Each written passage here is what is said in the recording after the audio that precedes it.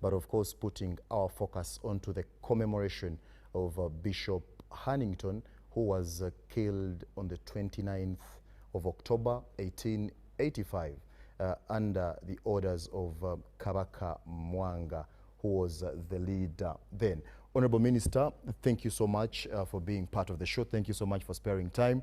First things first, how are the people of Karenga? People of Karenga actually watching you, that is within Karamoja region, and I do believe they must be appreciating the works that you do within the ministry.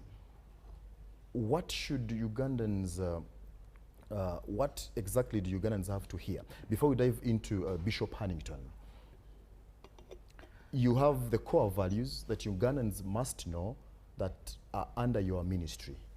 Many Ugandans may not know this, but it is your mandate to ensure that Ugandans get to know some of these things. Honorable.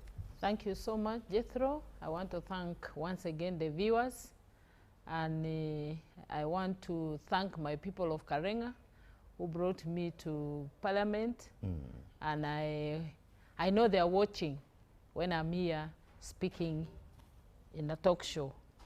Jethro, if I'm to go back to your question, you have asked what are those core values which Ugandans must be knowing. There is honesty, there is transparency, there is accountability, and there is integrity. Those are the 4 core values which we need as every Ugandan to know about it. But they are just summarized into 4. Have Ugandans tried to follow some of these things to put them into place? Yes, Ugandans have tried to follow some of these core values, but some are not followed to the dot. And you know, in everything there are always weaknesses and strength. You can do something better, or the other one you do halfway.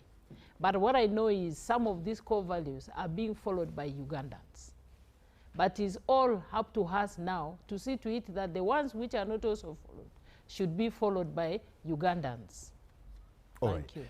To our topic now, the commemoration of Bishop Hannington. Why are we commemorating Bishop Hannington? Thank you so much. We are commemorating Bishop Hannington on 4 special issues. One of them is Bishop Hannington was a martyr, was a man of faith. And it was because of that faith that brought him to Uganda. And we as Ugandans must really commemorate, to recognize, to honor him, to celebrate his life. Because by him coming to Uganda, we Ugandans too converted into Christianity. So we need to honor him in such respect. He was a man of faith, and that's why you find that we as Ugandans still follow, and it's not the only one. We have the Uganda Martyrs, which we celebrate their life. We have Janan Lohum, we celebrate his life. So because of their faith, that's why we celebrate, or that's why we honor them, that's why we recognize them. Ugandans might be asking, Honorable, when you talk about faith, you've talked about him being a martyr, and whatever he did to ensure that Ugandans probably have to put him in mind. What does it take for someone to be commemorated? I know Ugandans have all these questions. Yes. We have a number of people that we do commemorate. We do have Janan Luwum and very many other people. But now, Bishop Hannington, what does it take for someone to be commemorated?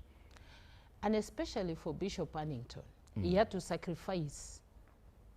If you read his history, he came when he reached somewhere, he fell sick, and he went back again to his country. Then after that, he came back.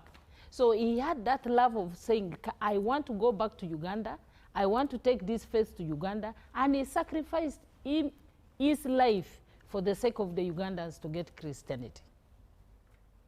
Bishop, let me bring you in. Reverend Canon, who was Bishop Hannington? Thank you so much.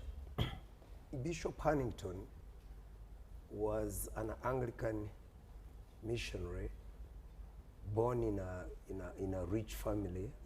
In fact, his father was a strong businessman in Sussex, Brighton, and he even grew up working in his father's factory. And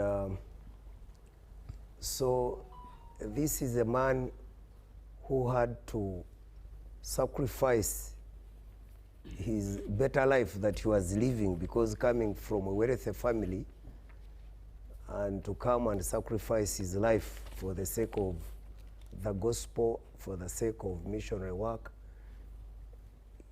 is something that we should cherish and admire as Ugandans and the world at large. So Bishop Hannington is a man who is from England. Was educated in Oxford.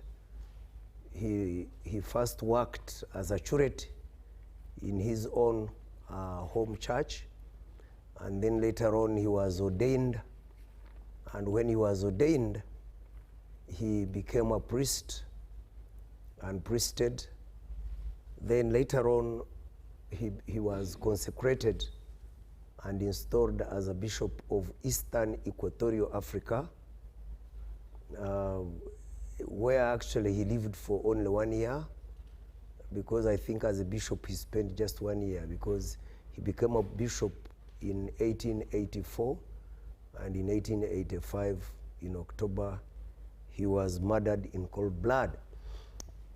So this is someone who is, as the minister has said, that we should learn a big lesson. Who is this man?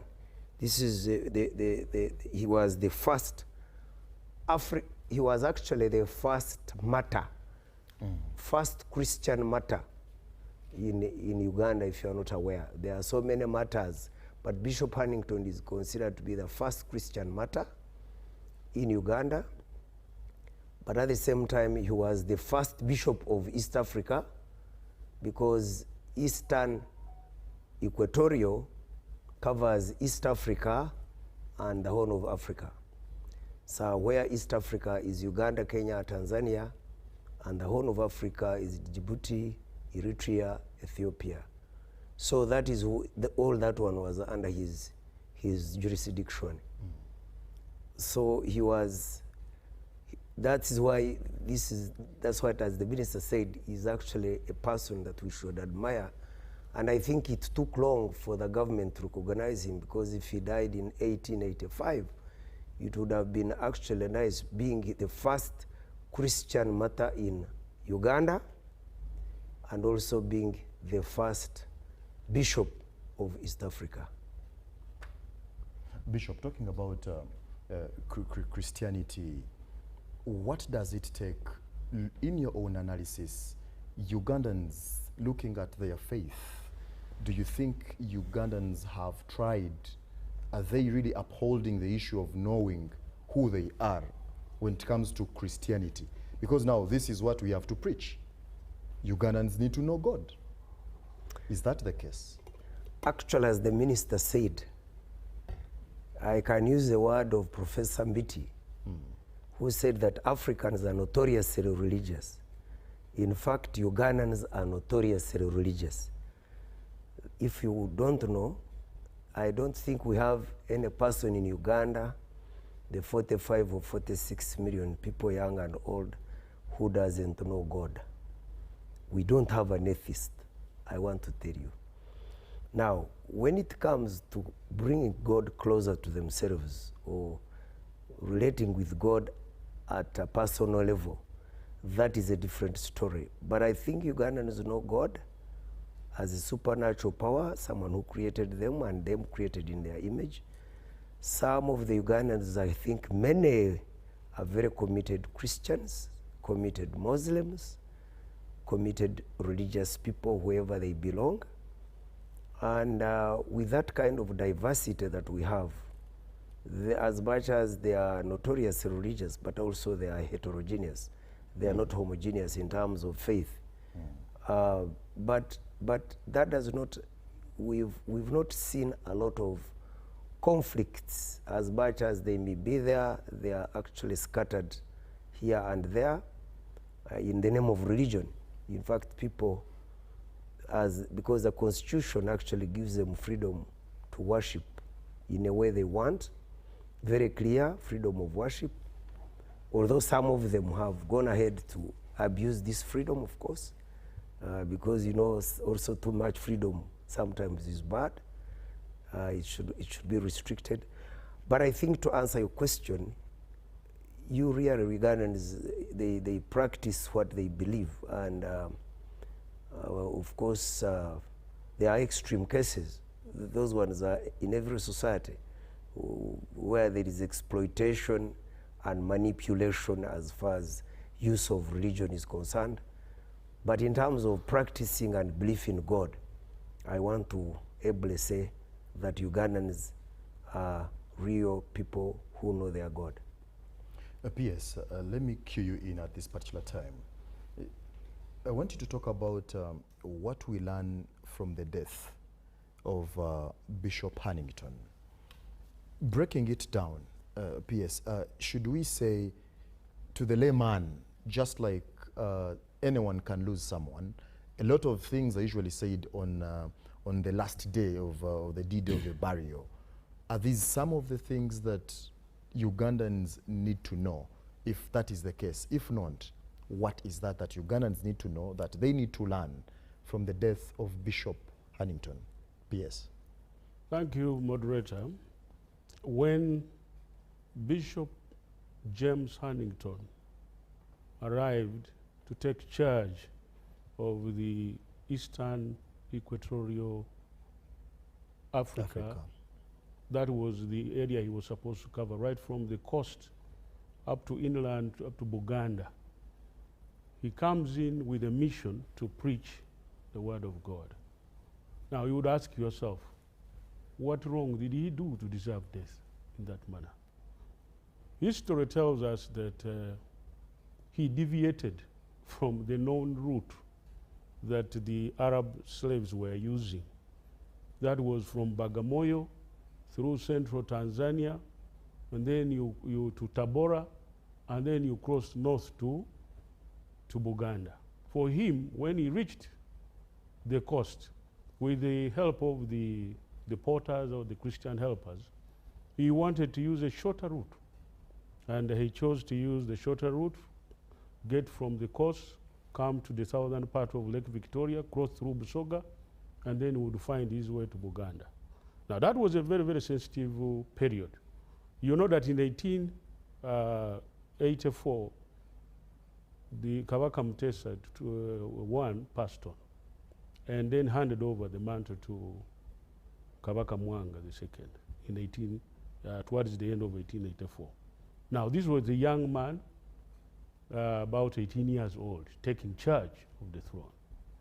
And also there was this German imperialism expansion of their imperialist tendencies around the coast.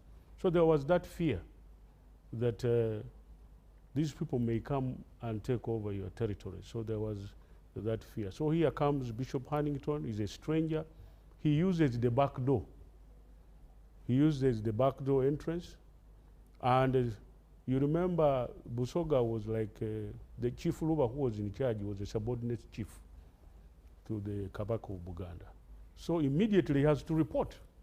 And he said, we have an intruder, because he has used the wrong route. He's supposed to be using the other route which I talked about. Now this guy comes in and with his mission, actually from January 1885, he did very good work when he camped in Bunya and was treating even people, treating them, preaching the word of God, and really, many people were getting converted. So he's brutally murdered. Now you asked a very, very good question. What do we learn from this? The way this gentleman was brutally treated, one is, do we uphold justice and rule of law? Was he given a fair hearing? That is very important that we learn. And that's why when we say upholding justice as one of the values, core values, is very, very important. The guy was not given justice. He was brutally murdered. His helpers were kept in captivity for 8 days, tortured and murdered when he was watching. And you know what happened, the moderator? Even after murdering Bishop Hannington James, The senior advisor to the Kabaka, who was called Joseph Mukasa Barikudembe, came out and condemned the Kabaka and said, what you have done is not right. Why didn't you give him an opportunity to be heard? And you know what they did to Joseph? He was dragged, taken to the present day Nakivubo, and beheaded for opposing the Kabaka. So, bottom line, I will not go into the detailed history. The bottom line is upholding justice. Do you give people fair hearing? And that's why the rule of law is very important. And in our constitution, it is embedded. Somebody is innocent until proven guilty. So this is what we're trying to address. The second, accountable, ethical, accountable leadership. That is very, very important. That are we accountable for our actions? Just check that kind of action. Was the Kabaka accountable? Was any leader there, Chief Luba, accountable? So here comes, how do we hold leaders accountable for their actions? The values, national values, propagate this accountability. The other one is respect for humanity. Where was this? You see, if we don't hold this, uphold this, then you are going to have mob justice. People don't regard human beings with value. So respect for humanity is very, very critical. And we learned this from the death of Bishop Huntington. Nurturing a value system. That value system that respects humanity is very, very critical. And the other last one is about this was really extraordinary faith. The bravery that was exhibited by Bishop Huntington. Do you know what he did when he was being killed? He had the audacity to tell those who were torturing and killing him that I die for Buganda. I purchase with my blood the road to Uganda. He's mentioned some words like that, and they are quoted in history. That I've purchased the road to Uganda with my blood. Okay? That gives you a very significant thing, that his death paved the way for the future growth of Christianity in this country. And that's why you can never talk about the other matters unless you talk about Bishop Huntington. Because you can see after the death of Bishop Huntington, somebody is questioning how he was killed, he's murdered, then the persecution of Christians comes in, and they start murdering 3 of them in Munyonyo. They follow them in the suburbs, they kill the Catholics and Christians, many of them. So you see the background that Reverend was talking about, that you cannot, it's a first matter, and he precipitated, he was a catalyst for the persecution of Christians, and that's why we must remember this Bishop Huntington as a very key figure for the spread of Christianity in this country. And these values, as we have said, we pick these, and when we have these days, this is one way we are able to promote positive attitudes for socio-economic transformation. People need to have proper mindset, the faith in the good values, because that's why the theme is tagged to imitating God is what? Goodness. Before I cue in Honorable Minister, P.S., you talked about a fair ruling. Was Bishop Huntington given a fair ruling? You did talk about justice, rule of law. You did talk about the ethical, accountable leadership. And lastly, respect to humanity, but also the extraordinary faith. Now, looking at all those aspects, P.S., that you have put out, in the present day here in Uganda, are these things upholded too by the leaders, by Ugandans, to ensure that the country moves forward? Correct. And that is what I actually emphasize, that from what happened, we should not have extrajudicial killings. This is why our constitution is very strong on this. Our justice system must enforce to ensure that people are taken to trial and fairly sentenced if they have committed crimes. But otherwise, if we do not have a strong constitution and laws in place, then we will leave room for mob justice. For me, I would think Bishop Huntington, from that order, he was not given a fair hearing. He has come in, he's preaching. But right, he may have come through the back door, but he would have explained himself if he was given opportunity. Yes. Lastly, on extraordinary faith, PS, do you think we have Ugandans here in Uganda that have that extraordinary faith you're talking about? Because we have to learn from these people, honestly. Yeah, we emulate, we imitate that kind of bravery by standing for the truth. But I want to tell you, you are not going to become another Jesus to be hanged on the cross and to be nailed there. It's not easy. True. How many people, when you say, okay, how many should be speared like the way Bishop, it's not easy. But we learned that this is strong faith, and with the faith, you can move mountains. Honorable Minister, let me cue in right now. The PS has talked about a number of things. The Reverend also did echo about a few things, faith, justice, and very many others. Why did government of Uganda think of designating Bishop Hannington Day? We are talking about someone who was killed in 1885, but up to today, we are still talking about him. Thank you so much, Jethro.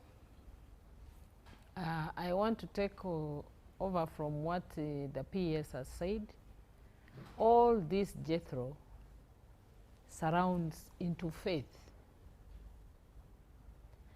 And the coming of Bishop Hannington to Uganda, and especially those days to Buganda, was because of the faith.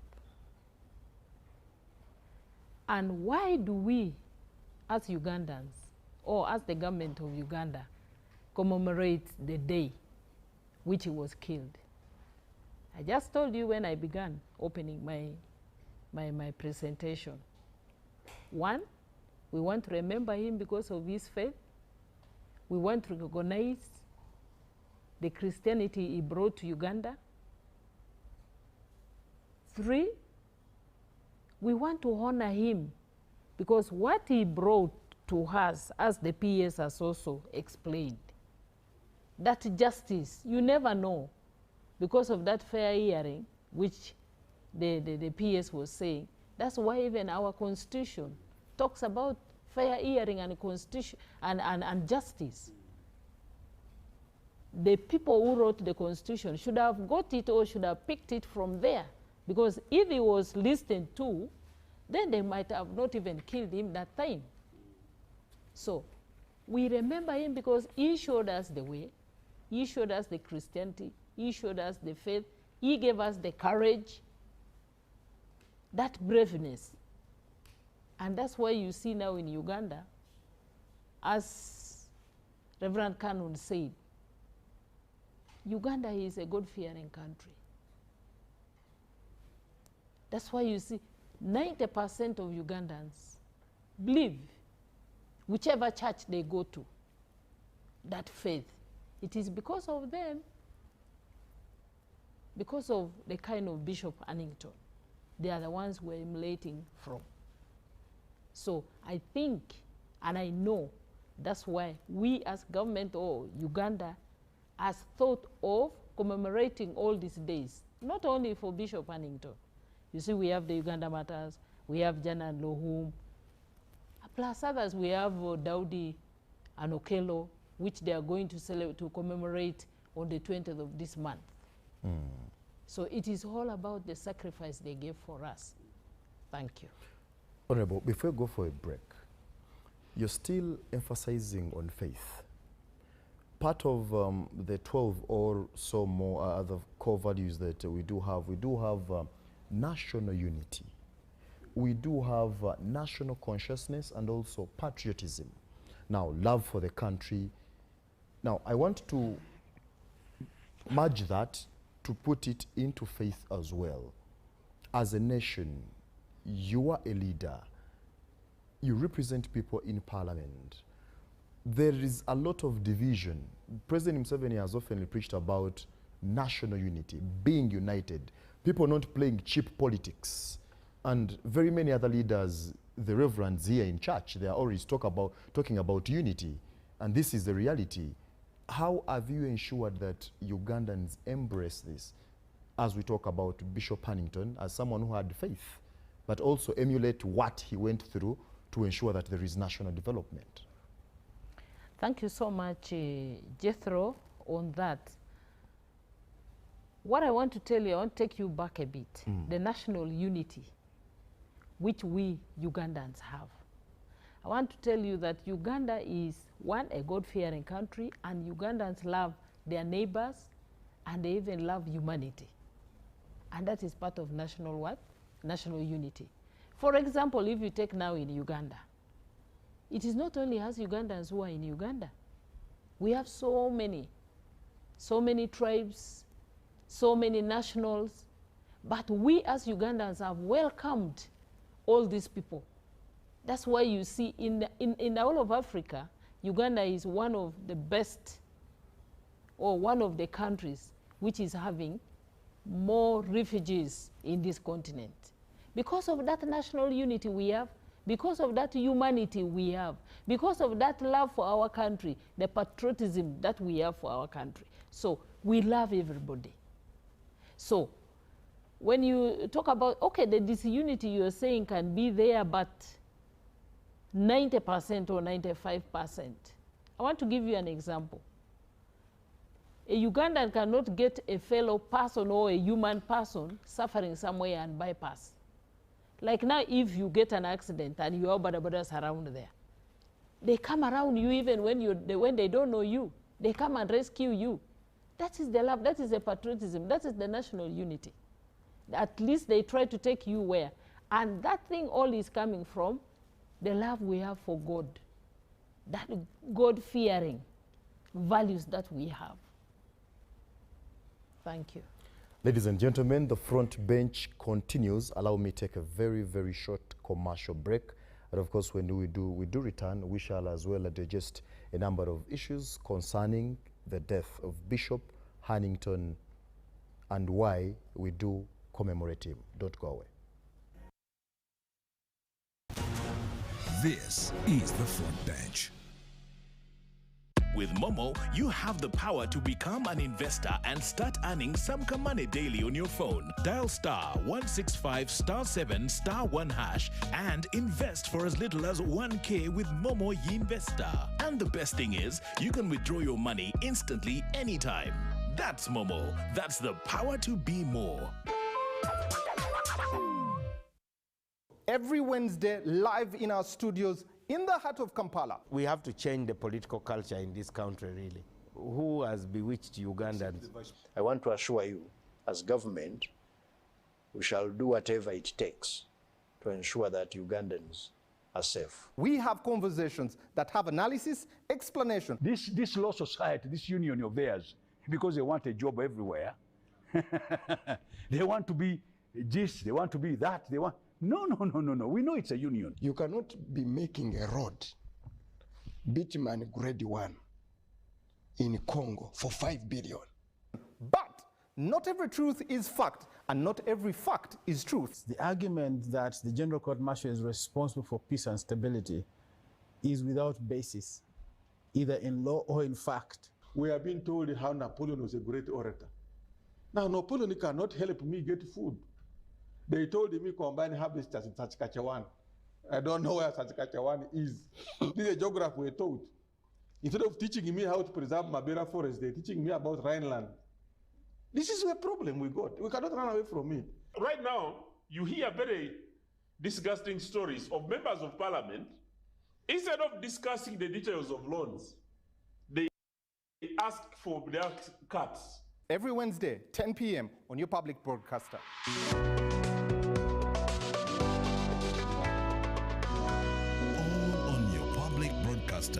UBC, inspiring Uganda. In a nation hungry for truth, a world where every story matters, there exists a beacon of trust and reliability. For decades, they've been our voice and our window to the world, holding the mirror of our history.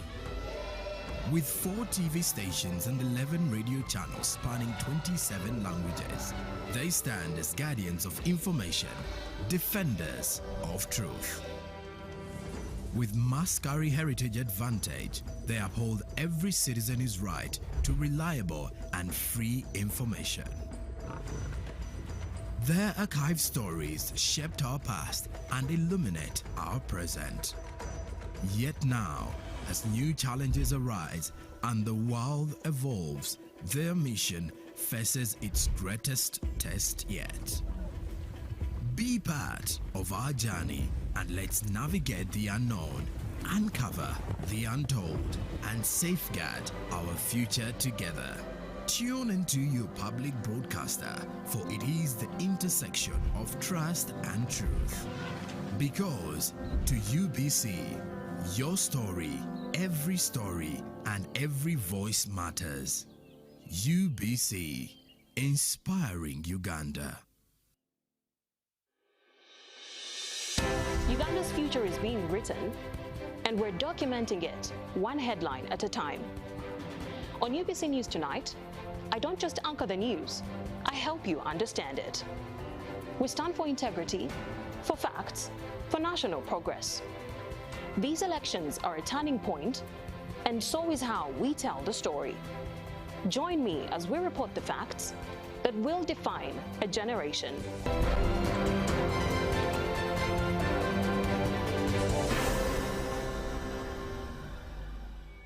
Fellow countrymen and women, these are our ministers and permanent secretaries at the front bench, representing the various ministries and answering the questions that matter to us.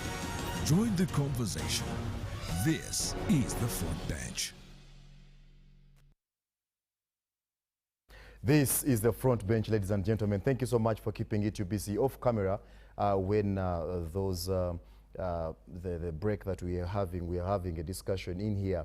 The Reverend was talking about a few things about Bishop Paddington. I said, no, there are questions you have to answer to the people. It is very important for people as well to understand why all these things happened. Reverend Cannon, who is responsible for the murder of Bishop Hannington? Thank you, moderator. And I think my colleagues can also give me a backup. History has it that the murder of Bishop Hannington is said to have stemmed from a mix of complex issues. I call it a mix of complex issues. Some are political intrigue, and of course, of which coincidentally the conqueror of Buganda Kingdom it was assumed that the conqueror of the Buganda Kingdom would emerge from the east. But of course, as well as the fear of colonial expansion to Buganda by the Kabaka of Buganda.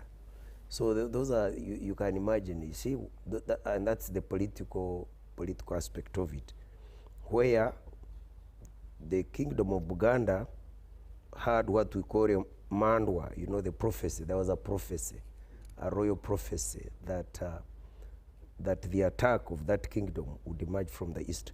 But also there was also the fear of colonial expansion, because when the Mzungu now is coming and he's from the colonial world, then the king of Buganda feared that with the coming of this Englishman, then the colonial expansion of in Buganda would take root through that one. So in other words, he would be a forerunner for colonial penetration in Uganda. And of course there was a threat. The Buganda Kingdom by that time had a threat from sovereignty between me and you, because they said that instead of taking a well-established southern route, I think the PS actually explained it when he changed the route via Lake Victoria, Hannington choosing to pass through Mayuge direct. That had it was a politically sensitive eastern approach through Busoga, and this route was known as, actually history has it that it was the back door. That it was the back door. So passing through the back door would actually cause a lot of sensitivity to the Buganda Kingdom, and therefore the Kabaka felt very uneasy, as much as we blame him. But I think, you know, the Kabaka was controlled by by the kingdom's heritage. So I think he was seen as an invasion, that white leader, yet himself, he had come, as the minister said, to preach the gospel, because I think it was through his conviction that the gospel should actually spread. You remember, this man was very courageous. 2 of his missionaries died in Lake Victoria shores. He learns about the death of those, so he doesn't fear. But also, when he came for the first time, he was attacked by fever and dysentery, and he went back for treatment. So the man never feared. He had to come courageously to preach this gospel. So for him, he had a conviction. First of all, he had a vision, and then he had a conviction, and then for him to move and spread the gospel of Christianity, of Christian faith.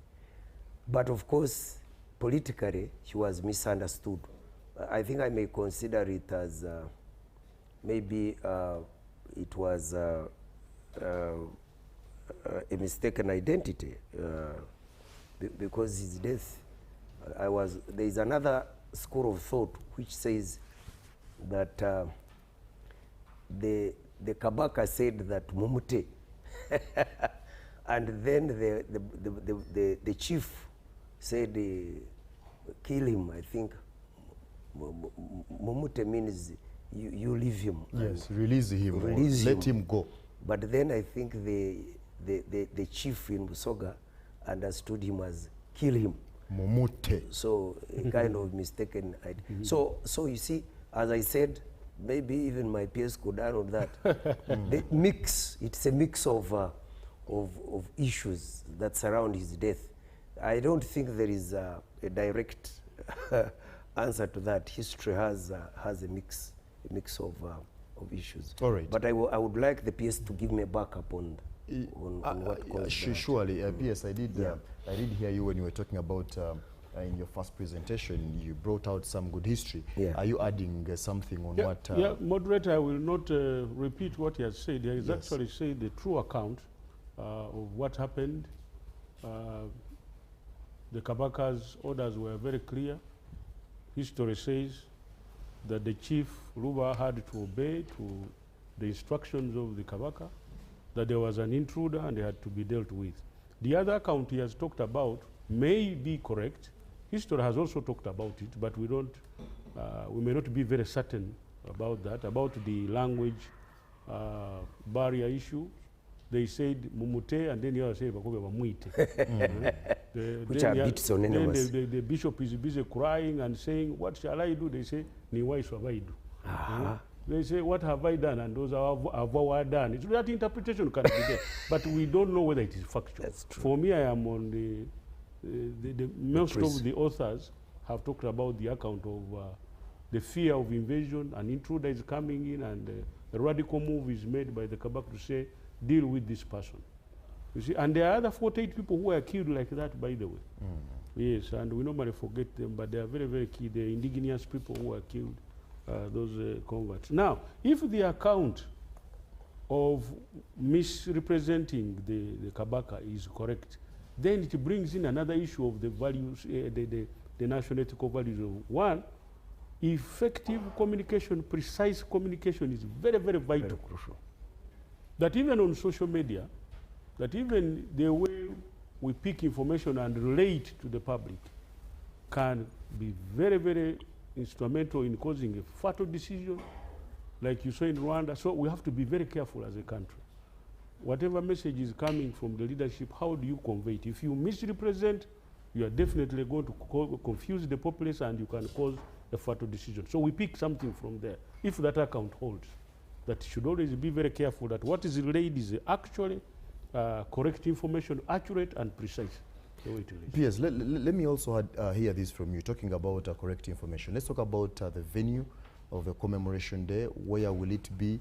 What is the date? And who needs to participate, by the way, on the D-Day? Thank you, moderator, for that.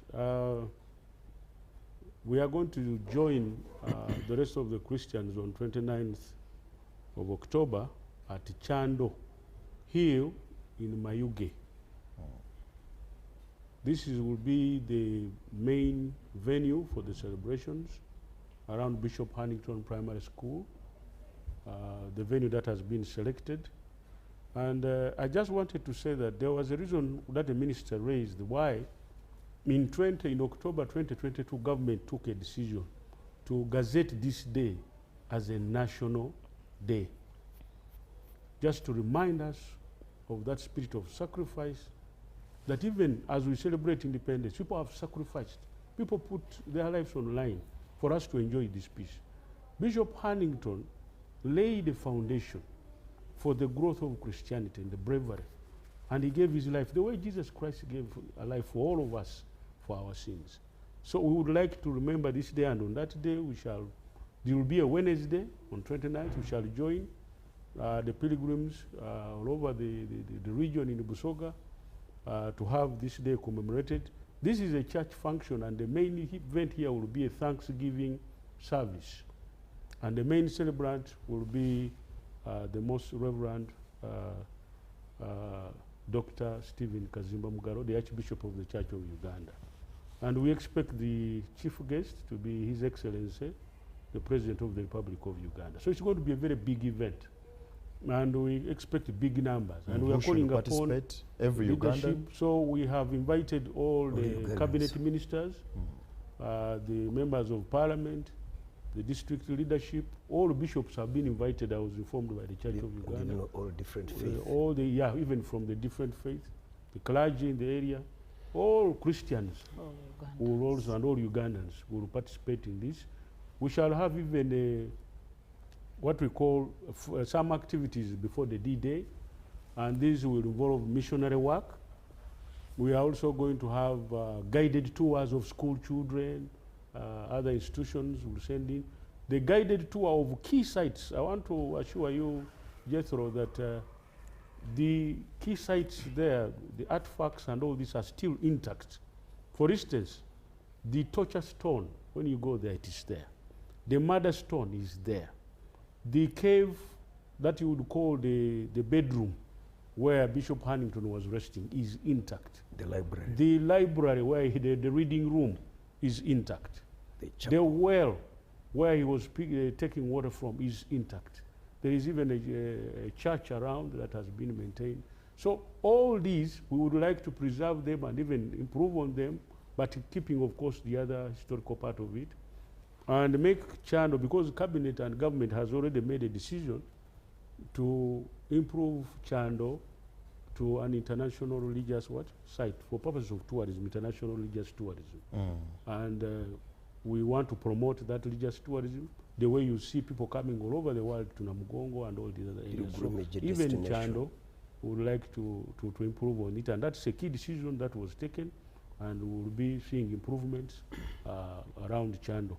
To promote also the local economy around that place.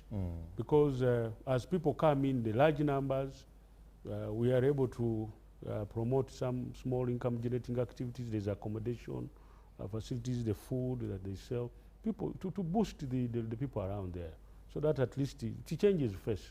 And I'm very sure in the next few years you'll see a different channel. We have already worked with the Ministry of Works. They are helping us to work on the access roads to that place. So there's a good facelift when we have these commemorations, where we are trying to see how we mobilize more resources in the next commemoration. This is the 4th commemoration since 2022. So we are going to have the 4th commemoration from 2022. Has it always been in Chando, PS? Yes, it has been Chando. And of course, we would like this one to be massive. We'd like to see the publicity, mobilization bigger.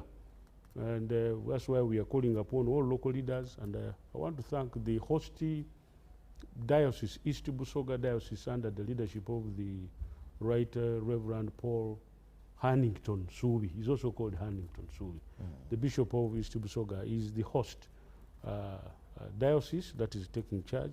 So they are working together with the local organizing committee, Mr. Malong Godfrey, the chair, and the team, with us at the national level, and the Directorate of Ethics and Integrity, the Office of the President is chairing the NOC, and we are working with the Province of the Church of Uganda to co-chair this and coordinate this activity. So we are working together, Okay. and other ministries. Even tourism is there and Okay. works, yes. Honorable Minister, why is the Directorate for Ethics and Integrity taking lead in the commemoration of Bishop Hannington Day? Thank you so much, Jethro, and I want to thank the PS and the Reverend. Jethro, to tell you, the mandate given to the Directorate of Ethics and Integrity was something which government thought of it. And the Directorate of Ethics and Integrity is a directorate which coordinates and monitors the religious activities in the whole country. And in 2015, when Cabinet designated this to the Directorate of Ethics and Integrity, a department was created. And that department is called Religious Affairs Department. And that department is headed by somebody who is seated next to you there, by Reverend Cannon. So he is the Director of Religious Affairs in the Directorate of Ethics and Integrity. So the main purpose of bringing this was to coordinate and monitor the religious activities in the country. That was the main purpose. And we want to thank government, we want to thank His Excellency the President for bringing that idea, because that was his idea to bring it, and then Cabinet passed it. So we want to thank it because it is helping and it is supporting the churches or all the religious activities in the country. And next time, if you give us an opportunity to come and speak more on that, we shall come.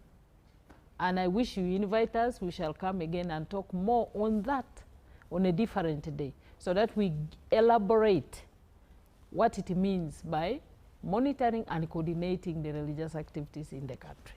And that is where actually my next question is coming. Briefly, Honorable Minister, coordination entails a number of things, looking at a number of activities that are ongoing in the country when it comes to organization of the churches, and because you do combine all, Muslims, Christians, and faith-based, all of them. Yeah.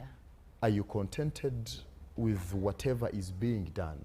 I know in the back door in your research, you do understand that there are Ugandans that are actually not happy with part of the activities or what happens in churches or mosques or anywhere where people gather to pray. Thank you so much, Jethro. I am going to say something a bit about it. Yes. Then I will give to the Director of Religious Affairs, who heads that department. But we are trying as a directorate or as government to get a policy, a religious policy, which is going to handle all those things which you are saying. What you have just said, that there are some other churches which are doing that. We are already having a draft of a religious policy. But I would request my Reverend here, who is the Director, to elaborate more on the religious policy, to make you understand, so that if somebody again comes and asks you even outside here, you are able to give at least some brief about that. Thank you so much. Reverend, the religious policy. Briefly, first of all, as the Minister said, in 2015, the Directorate for Ethics and Integrity was given the mandate of coordinating and monitoring religious activities and operations in the country. So the Directorate, in its top management, sat and said, how do we coordinate and monitor this huge constituency? How? Coordination is okay, but now monitoring. How do we monitor? So we need a framework. And we cannot develop this framework without consulting the stakeholders. So we started business in 2016 to develop a national policy on religious and faith organized purposely. One, to enhance the aspect of collaboration and partnership between the government and religious institutions, enhancing collaboration. Already we know there is collaboration and partnership, but we wanted this policy to enhance it further so that we can actually address key issues that affect us. Some are negative issues, some are positive, like in issues of national development, when you talk of Vision 2040, National Development Plan 3, the parish development model, how are churches or faith institutions involved in implementing those? Because those are government programs, very important.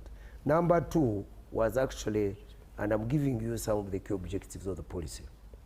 Number 2 is to promote unity in diversity, because we know that Uganda has so many religious institutions, so many faith, Pentecostals, born-agains, Baptists, Catholics, and Muslims. So we need to promote as much as there is diversity, but we need unity for purpose. We have to, now Interreligious Council, which brings them together, has actually not come up with a framework to bring those people together so that they can work together to defeat disunity. Now, when something happens, for instance, the government is to blame if there is a conflict like the Chiwetere case, which you know very well. People died. Up to now, government has never come up with a report of how many people died and even where Chiwetere is. Number 3 was actually to streamline registration of faith organizations. Actually, there is no religious institution that is registered in this country, sir. So some are registered under Trustees Incorporation Act, others register under companies limited by guarantee, yet they are churches. Others register under Ministry of Internal Affairs, under the NGO board, yet they are churches. So there is no body in this country that there is no mechanism or body that registers spiritual activities. In other words, they are registered in a fragmented since time immemorial. So the policy was going to address that so that we have an independent body that registers purely spiritual activities, not churches as NGOs, not churches as companies limited by guarantee. And then lastly was actually to promote accountability and transparency among the faithfuls in churches, because we believe that as much as we are fighting corruption in government, there is also a need to promote transparency and accountability in the way things are done. Now, this is not limited to money, use of money alone. No, being an accountable leader does not mean that you have, it's not limited to embezzlement of funds or what. No, no, you have to be responsible for your actions. All right, PS, our time is fast spent. Your parting shot as we wind up. Yeah, thank you, moderator. I will still call upon the leadership in Mayuge. You are the host. Let's clean Mayuge. Let's the visitors come and see a good town and see a good the work that you are doing down there. We're also appealing to the leaders in the region to support the host diocese, and we're appealing to all Wananchi to turn up and listen to the message of the president and the religious leaders, because the message of the religious leaders is to unite Ugandans to bring about positive mindset for socio-economic transformation, and also to build our faith as Christians. When you have people who are don't have a compass, you know, that's what happens. The faith, you find them doing all sorts of things, and it's difficult to govern such a population. So the religious leaders are doing a very good job. It's a very good constituency. They have a very big constituency. They talk to people regularly on Fridays, Saturdays, and Sundays. So what do they talk to them? You know, they're able to pick and put this in practice. So we are using the partnership and collaboration with the religious faith organization to mainstream the values system, the national ethical values, issues of integrity promotion. So I'm appealing that we continue doing the same. We have been meeting them. Let them put this into action. All right. And on the D-Day of 29th, let's turn up in big numbers and have a good commemoration.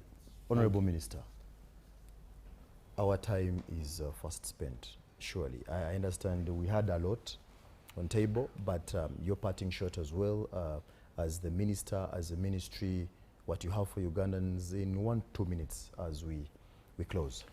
Thank you so much, Jethro. I want to thank everyone. I want to thank the PS, thank the Reverend, and thank you also who are in the studio.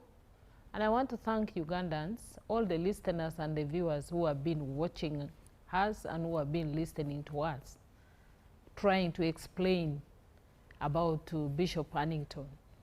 I want to request and urge all Ugandans to come and join us in Chando on the 29th of this very month, so that we celebrate the life of Bishop Hannington. We give thanks to God for his life, which has brought us Christianity. And I also want to urge the people of Busoga, and in particular Mayuge, that be prepared to receive the visitors. Be prepared to be there to welcome us and also welcome our president, because he is going to be the chief guest of that day. So be prepared to welcome him and listen to his message, and also follow what Bishop Hannington left with us, that faith, that sacrifice, that courage which he had. As Ugandans, we need to do that. So I want to thank you once again, and I want to thank Jethro for taking us through, and I hope you're going to invite us again. Anytime. So that we come again and talk more on other things, please, especially like the morals of our country, the values, how we go about with it. As a Directorate of Ethics and Integrity, you've just talked about corruption. So we shall come and speak about that. Please. Otherwise, thank you so much, and have a good evening. Thank you so much, Honorable State Minister Rose Lilia Kello, for sparing time to come and address the nation about issues concerning with their ministry, but also talking about Bishop Hannington. Thank you so much, Reverend Canon Aaron Mwesije, Director for Ethics in charge of Religious Affairs. Thank you so much, Mr. Joel Wanjala, PS Directorate for Ethics and Integrity. Ladies and gentlemen, it is clear that faith and ethics are not just spiritual issues, but national building blocks. We have to abide by those to ensure that we do have a moving nation. Thank you so much for being part of the show. Thank you so much for keeping it UBC TV. It has been a pleasure for you to be part of the show. I am Jethro Kasaiji. From me and the entire team, it's a good night. Oh, Uganda, may God uphold thee. We lay our future in thy hand. United, free for liberty, together we'll always stand. Oh, Uganda, the land of freedom, our love and labor we give, and with neighbors all out our country's call, in peace and friendship we'll live. Oh, Uganda, the land that feeds us, thy sun and fouls our soul grow. For our own dear land, we'll always stand. Kapalaba, Africa's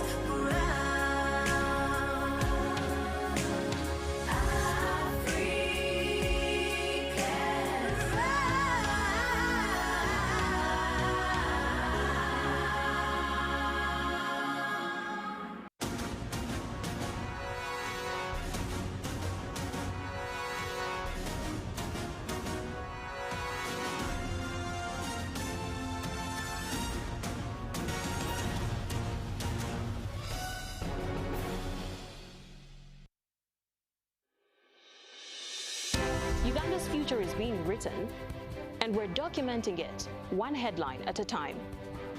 On UBC News Tonight, I don't just anchor the news, I help you understand it. We stand for integrity, for facts, for national progress.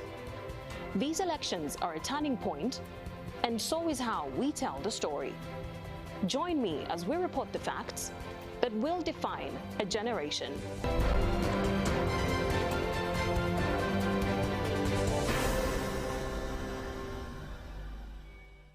With Momo, you have the power to become an investor and start earning some money daily on your phone. Dial *165*7*1# and invest for as little as 1K with Momo Investor. And the best thing is, you can withdraw your money instantly anytime. That's Momo. That's the power to be more. Every Wednesday, live in our studios in the heart of Kampala. We have to change.